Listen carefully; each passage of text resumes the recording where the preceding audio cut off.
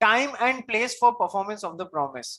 Sir यदि कोई time performance के लिए स्पेसिफाई नहीं कर रखा है, एक्स ने वाई को बोला कि तू मेरे को 10 बोरी 100 बोरी गेहूं दे देना, मैं तेरे को रुपए दे दूंगा। सर इसमें कोई टाइम ऑफ परफॉर्मेंस स्पेसिफाई नहीं कर रखा है, तो सर अपना तो एक पेट वर्ड है, the promise must be performed with in reasonable time period. 2 साल बाद जाके तुम ये 100 बोरियां दोगे तो ये कोई रीजनेबल टाइम पीरियड नहीं है रे। The promise must be performed with in a reasonable time period. बोलो सर, बिल्कुल सही बात है या नहीं है? What is reasonable will depend from circumstances to circumstance। Her circumstance to circumstantial basis पे word reasonable को इंटरप्रेट किया जाएगा। ठीक है सर, क्लियर है? तो आगे बढ़ूं? बोलो yes sir. Yes sir. Second, where time of performance is specified। Sir इस टाइम का मतलब यहाँ पर डेट है। If a promise to be performed on a specified date, कि सर अगले महीने की 15 तारीख को आपको ये काम कर देना है, the promisor may perform it any time during business hours at usual place of business. Sir उस 15 तारीख को जो भी इस जगह का यूजुअल बिजनेस आवर्स है, सवेरे 9 से लेके 5 बजे तक, 6 बजे तक, उसके बीच में परफॉर्म करना है। कहाँ करना है? जहां पर वाई का यूजुअल प्लेस ऑफ बिजनेस है वहां पर परफॉर्म करना है। इधर उधर फालतू नहीं घूमना है, या कहीं और टेंडर ऑफ परफॉर्मेंस नहीं करना है कि सर मैं ये 15 तारीख को आपके शहर के बाहर खड़ा हूं सर, आगे परफॉर्मेंस ले लो मेरी, मैं तो अपनी टेंडर ऑफ परफॉर्मेंस कर दी। ऐसे नहीं करना है यार। ठीक है, तो सर जहां पर टाइम स्पेसिफाइड है, तो टाइम का मतलब डेट स्पेसिफाइड है, तो उस डेट में during usual business hours at usual place of business. ठीक है, जहां पर प्लेस ऑफ परफॉर्मेंस, अपन क्या पढ़ रहे हैं? Time and place of performance.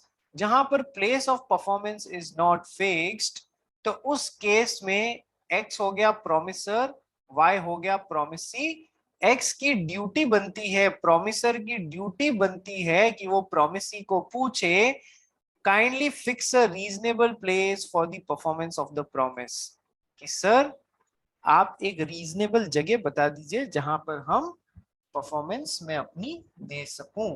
ठीक है, तो kindly fix a reasonable place for performance of the promise. So जहां पर प्लेस फिक्स नहीं है, प्रोमिसर की ड्यूटी है कि वो प्रोमिसी से पूछे भाई ये जगह बता दे कहां पर परफॉर्म करूं। अब चौथी सिचुएशन, सर एक्स और वाई ने प्रॉमिस किया कि 15 तारीख को ये माल यहां से यहां पर सप्लाई होगा और ये इसे पैसे देगा। सर जब तक या फिर ऐसा डिसाइड हुआ कि जब तक ये अप्लाई नहीं करेगा तब तक इसे अपना प्रॉमिस परफॉर्म करने की जरूरत नहीं है। 15 तारीख को ये डिसाइड हुआ, ऐसा अलग से डिसाइड किया कि जब तक प्रॉमिस सी अप्लाई नहीं करेगा तब तक प्रॉमिसर को अपनी परफॉर्मेंस देने की जरूरत नहीं है। तो जब प्रॉमिस सी एप्लीकेशन देगा कि भैया अपना परफॉर्मेंस दे दे, तब ये बाउंड होगा देने के लिए। अच्छा, यदि ऐसा नहीं डिसाइड किया गया है बिटवीन प्रोमिसर एंड प्रोमिसी, यदि ऐसा नहीं डिसाइड किया गया बिटवीन प्रोमिसर एंड प्रोमिसी, तो प्रोमिसर को खुद से चला के यहाँ पर प्रोमिसी को बोल देना है मैं अपनी परफॉर्मेंस देने को तैयार हूं, जल्दी से बताओ। हाँ, यदि ऐसा नक्की किया गया है कि प्रोमिसी के अप्लाई करने पे ही इसे प्रोमिसर को परफॉर्मेंस देना पड़ेगा, तो फिर वैसा होगा, इसके अप्लाई करने पे ही देना पड़ेगा। सर ये रूल्स क्लियर हुए या नहीं हुए? यस सर, बिल्कुल क्लियर हो गए। Now what is the effect of a refusal of a party to perform the promise? ठीक है, देखो, when a party to a contract has refused to perform or disabled himself from performing his promise in entirety, two rights accrue to the aggrieved party. Number one, to terminate the contract. Number two, to indicate by words or by conduct that he is interested in its continuance। बहुत बड़ा point है, इसको आज खत्म करने से मतलब नहीं है। ये बहुत बड़ा पॉइंट है, इसको मैं आपको कल, थोड़ा सा इंपॉर्टेंट पॉइंट है, इसको मैं कल आराम से देता हूँ। ठीक है, बाकी का कल डिस्कस करते हैं।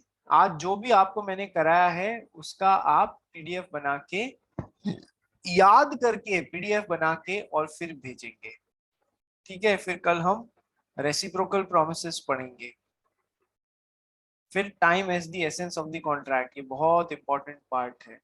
नेक्स्ट अप्रोप्रिएशन ऑफ पेमेंट्स, और फिर करने पे हमारा ये परफॉर्मेंस ऑफ कॉन्ट्रैक्ट भी खत्म हो जाएगा।